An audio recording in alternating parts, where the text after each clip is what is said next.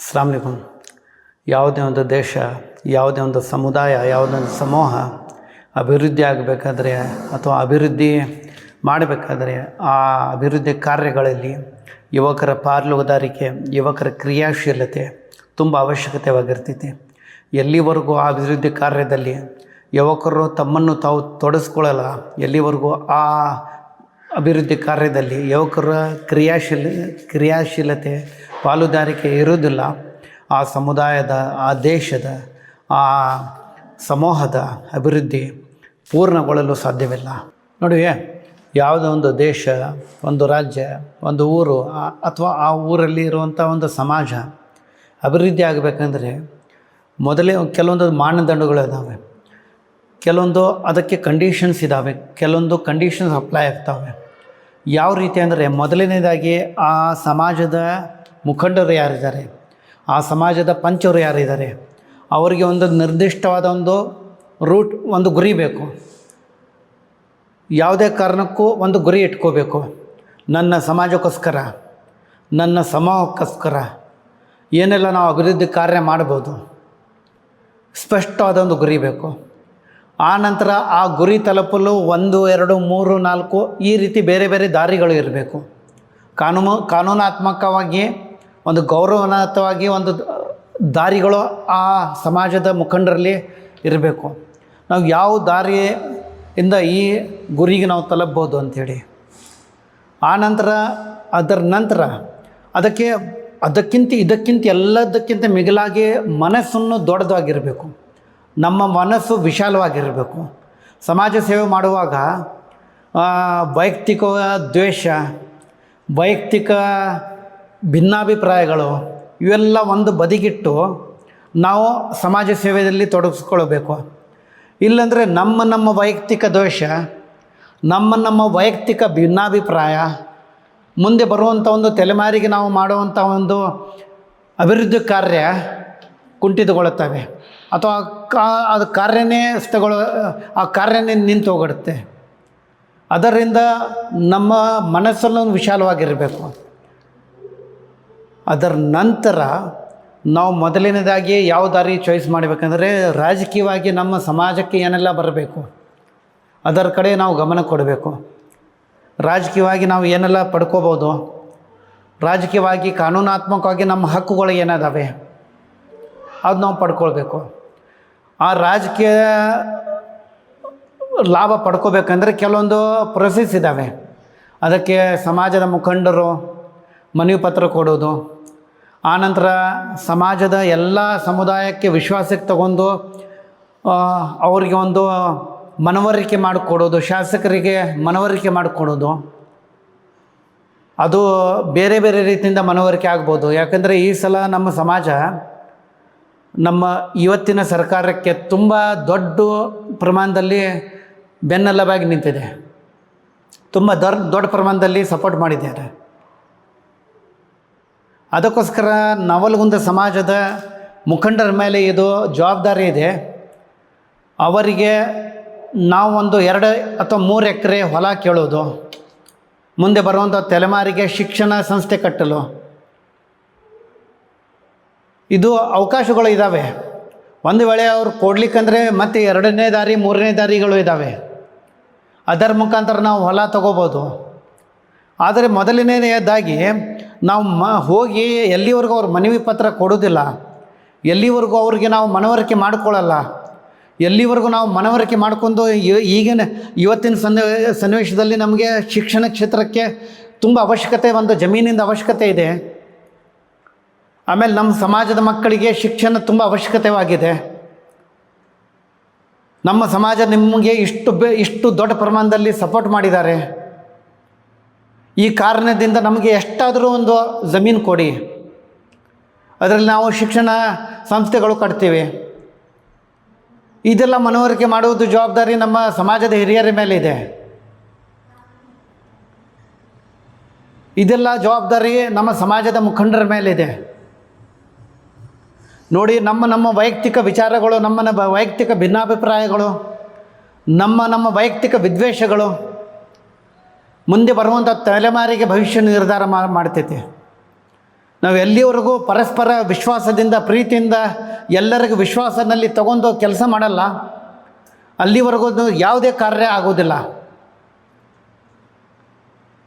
ಆದ ಕಾರಣ ಈ ಕೆಲವೊಂದು ದಿನಗಳಲ್ಲಿ ನವಲಗುಂದದಲ್ಲಿ ಆದಂಥ ಬೆಳವಣಿಗೆಗಳು ನೋಡಬಹುದು ನೀವು.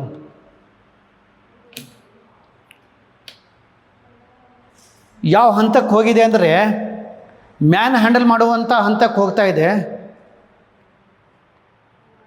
ಪರಸ್ಪರ ಕೈ ಮಿಲಾಯಿಸುವಂಥ ಹಂತಕ್ಕೆ ಹೋಗ್ತಾ ಇದೆ. ನಿಮ್ಮ ದ್ವೇಷ, ನಿಮ್ಮ ಮನಸ್ಥಿತಿ ಏನಿದೆ ಒಂದು ಕಡೆ ಇಟ್ಕೊಳ್ಳಿ.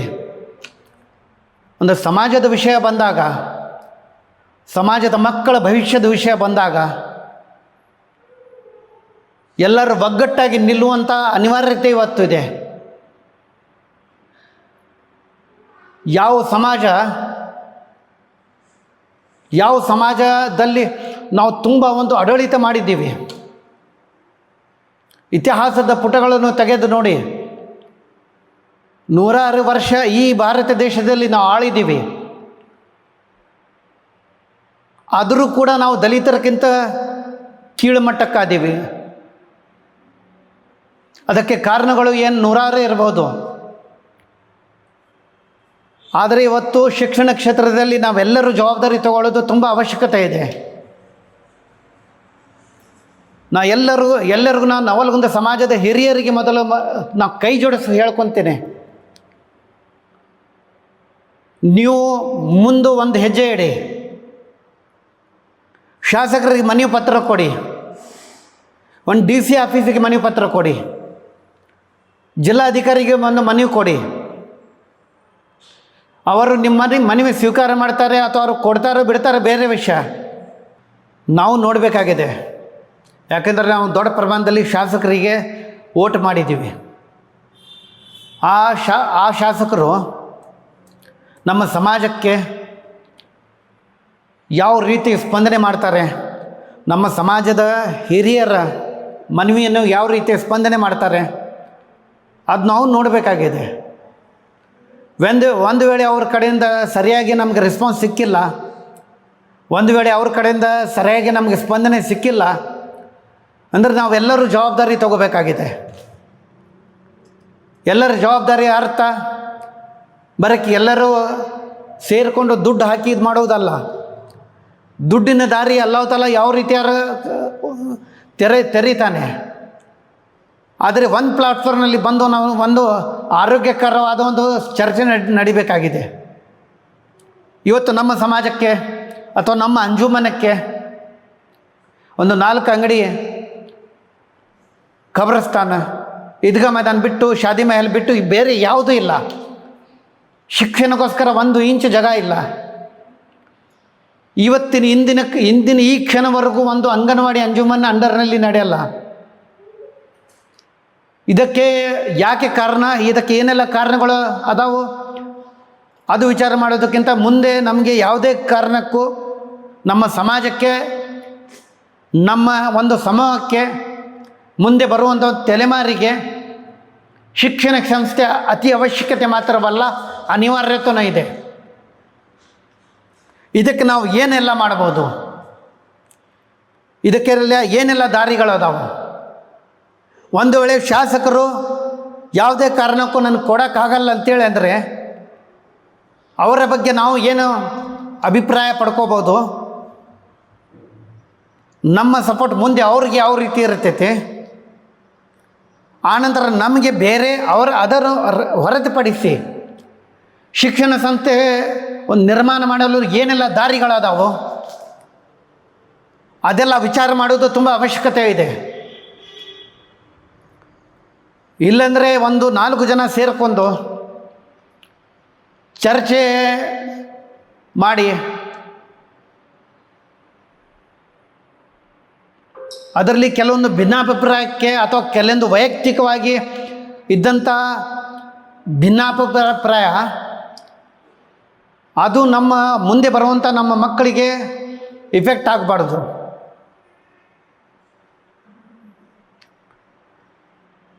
ಈಗ ಒಂದು ಶಾಸಕರು ಈದ್ಗಾ ಮೈದಾನಿಗೆ ಏನೋ ಕೊಡ್ತೀನಿ ಅಂತ ಹೇಳಿದ್ದಾರೆ, ಒಳ್ಳೆಯದು. ಆದರೆ ಅದರ ಜೊತೆಯಲ್ಲಿ ಆ ಕೆಲಸ ಒಂದು ಕಡೆ ನಡೀಲಿ, ಅದರ ಜೊತೆಯಲ್ಲಿ ನಮಗೊಂದು ಇವತ್ತು ನೀವು ತೀರ್ಮಾನ ಮಾಡಿ, ಈ ನವಲಗುಂದಕ್ಕೆ ಒಂದು ಅಂಜುಮನ ಅಂಡರ್ನಲ್ಲಿ ಒಂದು LKG ಸ್ಕೂಲ್ ಇಲ್ಲ, ಇವತ್ತು ಕಾಲೇಜಿನ ಅವಶ್ಯಕತೆ ಇದೆ ಇಲ್ಲ ಅಂತೇಳಿ ನೀವು ತೀರ್ಮಾನ ಮಾಡಿ. ಎಷ್ಟೋ ಜನ ಮಕ್ಕಳು ಇವತ್ತು ಬೆಳಗ್ಗೆ ಇದೇ ನವಲಗುಂದದ ಒಬ್ಬ ಹುಡುಗಿ ಹಾಸ್ಟೆಲ್ನಲ್ಲಿ ದುಡ್ಡು ಕಟ್ಟಿಲ್ಲ ಅಂತೇಳಿ ಹೊರಗಡೆ ನಿಲ್ಲಿಸಿದ್ದಾರೆ. ಇದೇ ನವಲಗುಂದ ಮಕ್ಕಳಿಗೆ ಎಷ್ಟೋ ಜನಕ್ಕೆ ಫೀಸ್ ಇಲ್ಲ ಅಂತೇಳಿ ಬುರ್ಕ ಹಾಕ್ಕೊಂಡು ಹೋಗೋರಿಗೆ ಫೀಸ್ ಇಲ್ಲ ಅಂತೇಳಿ ಹೊರಗಡೆ ನಿಲ್ಲಿಸಿದ್ದಾರೆ. ಅದಕ್ಕೆಲ್ಲ ಯಾರು ಜವಾಬ್ದಾರರು? ಅದಕ್ಕೆ ಕಾರಣ ನಾವೆಲ್ಲರೂ ಆಗಿದ್ದೀವಿ. ಎಲ್ಲಿವರೆಗೂ ನಾವು ಎಲ್ಲರೂ ಕೂಡ ಒಂದು ಜವಾಬ್ದಾರಿ, ನಮ್ಮ ಸಮಾಜವನ್ನು ಬೆಳೆಯಲು ಜವಾಬ್ದಾರಿ ತಗೊಳ್ಳಲ್ಲ, ಅಲ್ಲಿವರೆಗೂ ನಿಮಗೆ ಅಧಿಕಾರ ಇಲ್ಲ. ಒಂದು ವಿಶಾಲವಾದ, ಒಂದು ಅದ್ಭುತವಾದ ಅಭಿವೃದ್ಧಿ ಹೊಂದಂಥ ಸಮಾಜವನ್ನು ಕನಸು ಕಾಣಲು ನಿಮಗೆ ಅಧಿಕಾರ ಇಲ್ಲ. ನಾನು ನನ್ನ ಸಮಾಜದ ಬಗ್ಗೆ ಒಂದು ವಿಶಾಲವಾದ ಉಜ್ವಲವಾದ ಭವಿಷ್ಯವನ್ನು ಕನಸು ಕಾಣಬೇಕಾದರೆ ಖಂಡಿತವಾಗಿಯೂ ನನಗೆ ಅಧಿಕಾರ ಇದೆ. ಕಾರಣ ಒಂದು ಸಣ್ಣ ಪ್ರಮಾಣದಲ್ಲಿ ಆಗಿರ್ಬೋದು. ಉಮ್ಮತಿ ಫೌಂಡೇಶನ್ ಕೆಲವೊಂದು ಕೆಲಸ ಮಾಡ್ತಾ ಇದೆ. ನನಗೊಂದು ಕನಸಿದೆ, ನನಗೊಂದು ಗುರಿ ಇದೆ. ನನ್ನ ಸಮಾಜದ ಮಕ್ಕಳಿಗಾಗಿ, ನನ್ನ ಸಮಾಜಕ್ಕೋಸ್ಕರ ಸ್ಪಷ್ಟವಾದ ಒಂದು ಗುರಿ ಇದೆ. ಅದರಲ್ಲಿ ನಾನು ಸಕ್ಸಸ್ ಆಗ್ತಾ ಇದ್ದೀನಿ, ಬಿಡ್ತಾ ಇದ್ದೀನಿ, ನನಗೆ ಗೊತ್ತಿಲ್ಲ. ಆದರೆ ನನ್ನ ಜೀವನವನ್ನು ಸಮರ್ಪಣೆ ಮಾಡಿದ್ದೇನೆ ಆ ಸಮಾಜಕ್ಕೋಸ್ಕರ, ನನ್ನ ಸಮಾಜಕ್ಕೋಸ್ಕರ. ಈ ಸಮಾಜ, ಈ ಶಿಕ್ಷಣ ಕ್ಷೇತ್ರದಲ್ಲಿ ಕೆಲಸ ಮಾಡೋರಿಗೆ ನನ್ನ ಕಾರ್ಯದ ಬಗ್ಗೆ ಇಂಚ್ ಟು ಇಂಚ್ ಗೊತ್ತಿದೆ.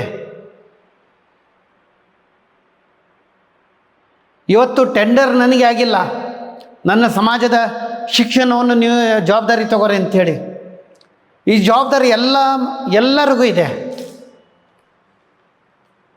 ಈ ಜವಾಬ್ದಾರಿ ಎಲ್ಲ ನಮ್ಮ ಸಮಾಜದ ಮುಖಂಡರಿಗಿದೆ, ಎಲ್ಲ ನಮ್ಮ ಸಮಾಜದ ಹಿರಿಯರಿಗಿದೆ. ದುಡ್ಡು ಬೇಕಾಗಿರ್ತೈತಿ, ಬೇರೆ ಬೇರೆ ಹಣಕಾಸಿನ ವ್ಯವಸ್ಥೆ ಬೇಕಾಗಿರ್ತೈತಿ, ಅದು ಬೇರೆ ವಿಷಯ. ಅದಕ್ಕಿಂತ ಮುಂಚೆ ಒಂದು ಪ್ಲಾಟ್ಫಾರ್ಮಲ್ಲಿ ಬಂದು ಒಂದು ಆರೋಗ್ಯಕರವಾದ, ಒಂದು ನಿರ್ದಿಷ್ಟವಾದ ಗುರಿಯನ್ನು ಇಟ್ಕೊಂಡು ಚರ್ಚೆ ನಡೆದರೆ ಖಂಡಿತವಾಗಿ ಅದರಲ್ಲಿ ಅಲ್ಲಾಹನ ಕಡೆಯಿಂದ ಕೂಡ ನಮಗೆ ಸಪೋರ್ಟ್ ಸಿಗತ್ತೆ, ಅಲ್ಲಾಹನ ಕಡೆಯಿಂದ ಬರಕತ್ತಿರುತ್ತೆ. ಒಂದು ಸಭೆಯಲ್ಲಿ ನನ್ನ ಮಕ್ಕಳಿಗೋಸ್ಕರ,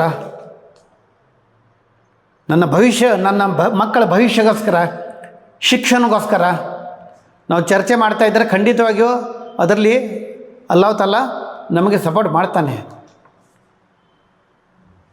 ಆದರೆ ಯಾವುದೇ ಒಂದು ಕಾರ್ಯ ಪ್ರಾರಂಭ ಆಗೋಕ್ಕಿಂತ ಮುಂಚೆ ಯಾರೋ ಒಬ್ಬರು ಹೀಗಂದರು ಅಂಥೇಳಿ ಇನ್ನೊಬ್ಬರು ಅವ್ರಿಗೆ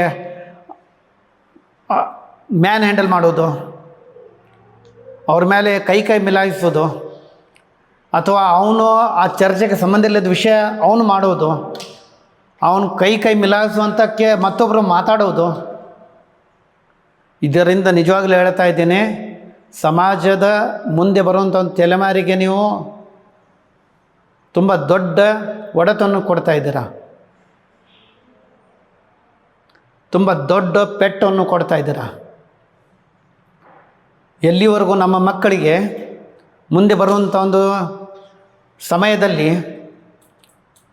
ಅವ್ರ ಕೈಯಲ್ಲಿ ಡಿಗ್ರಿ ಇರಲ್ಲ, ಅವ್ರ ತಲೆಯಲ್ಲಿ ನಾಲೆಜ್ ಇರಲ್ಲ, ಅವ್ರ ಬ್ಯಾಂಕ್ ಬ್ಯಾಲೆನ್ಸ್ನಲ್ಲಿ ದುಡ್ಡು ಇರಲ್ಲ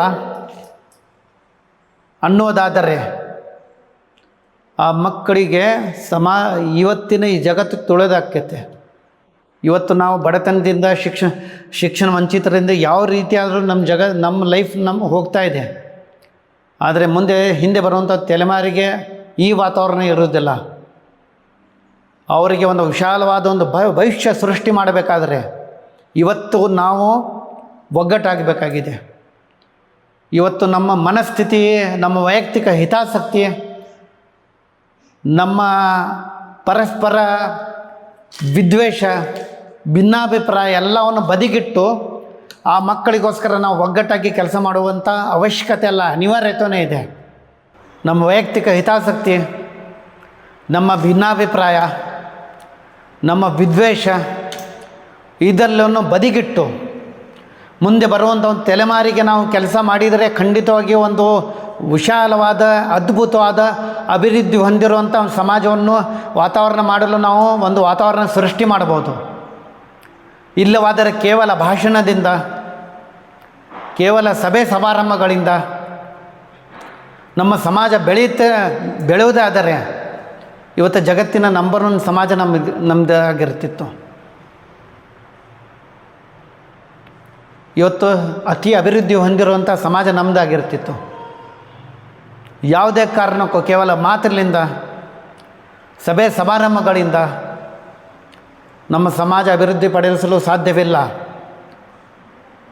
ಆದ ಕಾರಣ ನಾನು ಎಲ್ಲರಿಗೂ ಕೈ ಜೋಡಿಸಿ ವಿನಂತಿ ಮಾಡ್ತೀನಿ, ಎಲ್ಲ ಸಮಾಜದವರು ಒಂದು DC ಆಫೀಸಿಗೆ ಮನವಿ ಪತ್ರ ಕೊಡಿ. ನನಗೆ ಗೊತ್ತಿಲ್ಲ, ಇಲ್ಲಿ ಲ್ಯಾಂಡ್ ಇದೆ, ಗೌರ್ಮೆಂಟ್ ಅಂಡರ್ನಲ್ಲಿ ಲ್ಯಾಂಡ್ ಇದೆ, ನಮಗೆ ಕೊಡೋಕ್ಕೋಸ್ಕರ ಅಥವಾ ಇಲ್ಲ, ಅದರ ಬಗ್ಗೆ ನನಗೆ ಮಾಹಿತಿ ಇಲ್ಲ. ಆದರೆ ಒಂದು ವೇಳೆ ಗೌರ್ಮೆಂಟ್ನಲ್ಲಿ ಲ್ಯಾಂಡ್ ಇಲ್ಲಂದರೆ ಮೊದಲು ನಾವು ಮುಂದೆ ಬರೋಣ, ಒಂದು ಮನವಿ ಪತ್ರ ಕೊಡೋಣ. ಆ ಕಡೆಯಿಂದ ಏನು ರಿಪ್ಲೈ ಬರ್ತಿತ್ತು ನೋಡೋಣ.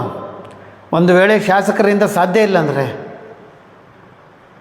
ಬೇರೆ ಕಡೆಯಿಂದ ನಮ್ಗೆ ಏನೆಲ್ಲ ಅವಕಾಶಗಳಿದಾವೆ, NGOs ಇದ್ದಾವೆ. ಸರ್ಕಾರಕ್ಕಿಂತ ಹೆಚ್ಚು ಕೆಲಸ NGOs ಮಾಡ್ತಾ ಇದ್ದಾವೆ. ನನ್ನ NGO ಅಂತ ಹೇಳ್ತಾ ಇಲ್ಲ, ಅದನ್ನು ದೇಶ ತುಂಬ ಅಡ್ಡಾಡಿ ನೋಡಿದ್ದೀನಿ. ನೂರಾರು ಕೋಟಿ ರೂಪಾಯಿ ಅವರು ಸಮಾಜಕ್ಕೋಸ್ಕರ ಮೀಸಲಿಟ್ಟಿದ್ದಾರೆ. ಅವ್ರ ಜೊತೆ ಎಲ್ಲರ ಸಮಾಜದವರು ಮಾತಾಡೋಣ, ಸಮಾಜದವರು ಅವ್ರಿಗೆ ಮನವಿ ಪತ್ರ ಕೊಡೋಣ. ಇಲ್ಲಿ ಎಷ್ಟು ಶಿಕ್ಷಣದ ಬಗ್ಗೆ ಅವಶ್ಯಕತೆ ಇದೆ ಅಂಥೇಳಿ ಮನವರಿಕೆ ಮಾಡೋಣ. ಖಂಡಿತವಾಗಿ 10 NGOಗೆ ನಾವು ಅಪ್ರೋಚ್ ಮಾಡಿದರೆ ಖಂಡಿತವಾಗಿ 2-3 NGOs ನಮ್ಮ ಜೊತೆ ಕೂತ್ಕೋ ಕೆಲಸ ಮಾಡ್ಬೋದು. ನೂರಾರು ಮಂದಿ ರೆಫರೆನ್ಸ್ ನಾ ಕೊಡ್ತೇನೆ. ಆದರೆ ಅದರ ಕಂಡೀಷನ್ ಏನಂದರೆ, ನನ್ನ ಊರಿಗೆ, ನಮ್ಮ ಮಕ್ಕಳಿಗೆ, ನಮ್ಮ ಸಮಾಜಕ್ಕೆ ಏನಾದರೂ ಬೇಕಾದರೆ ಈ ಊರಿನ ಹಿರಿಯರು, ಈ ಊರಿನ ಪಂಚರು, ಆ ಸಮಾಜದ ಮುಖಂಡರು